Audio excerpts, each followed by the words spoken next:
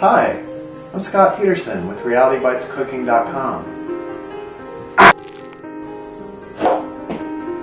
I'd like to invite you to join us for some of the finer things in life, like cooking, wine, and of course, metal!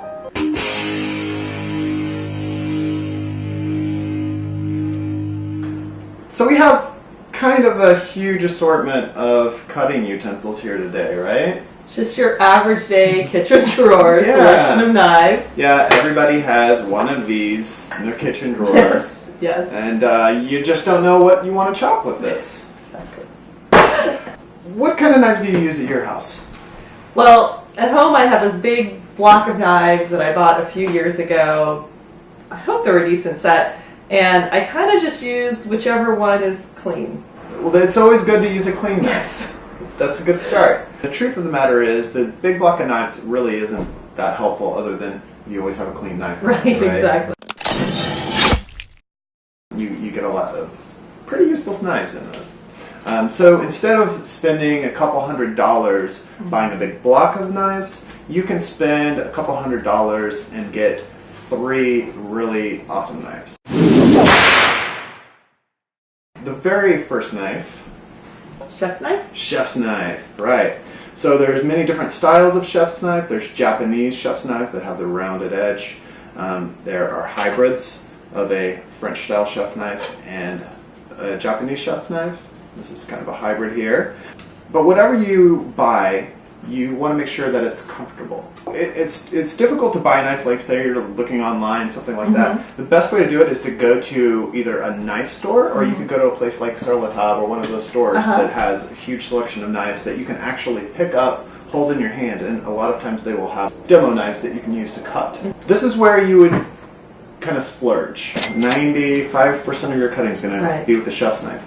So this is one you want to make sure it's a good one and make sure it's really comfortable. The next important knife that you might need is the paring knife. So, do you know what sort of things you do with a paring knife? Well, I use it if it's clean, but my grandmother used to, that's how she would cut the eyes out of potatoes and kind of peel them. Right. So she would do things that she held in her hand. Yes. So that's what you use a paring knife for things in your hand. You don't use them for chopping up onions or other things that I see people use a paring knife a lot. Paring knives do not need to be super expensive. So this is a $7 paring knife. I've had this for 10 years and it's still going strong. Yeah!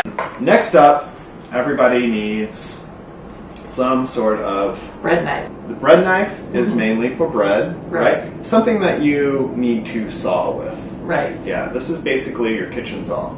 A bread knife doesn't also need to be super expensive. This is probably a $20 bread knife. Got it. Lots of serrated knives, they're difficult to sharpen, and you can't really, once they're dull, it's time for a new serrated knife. But they last a long time. You don't use them all the time like you do your chef's knife. Other than that, there are all sorts of different knives out there. You have slicers used for, slicing large pieces of meat.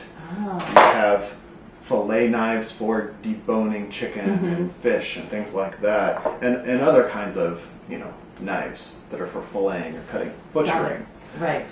But if you don't do a lot of that at home, you don't really, need to go out and purchase those or buy the big block with all those different sets of knives. You can do almost everything with your chef's knife, your paring knife, and your bread knife.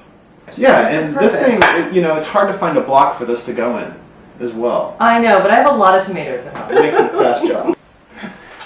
Thanks for joining us at Reality Bites Cooking. Check out all our other videos.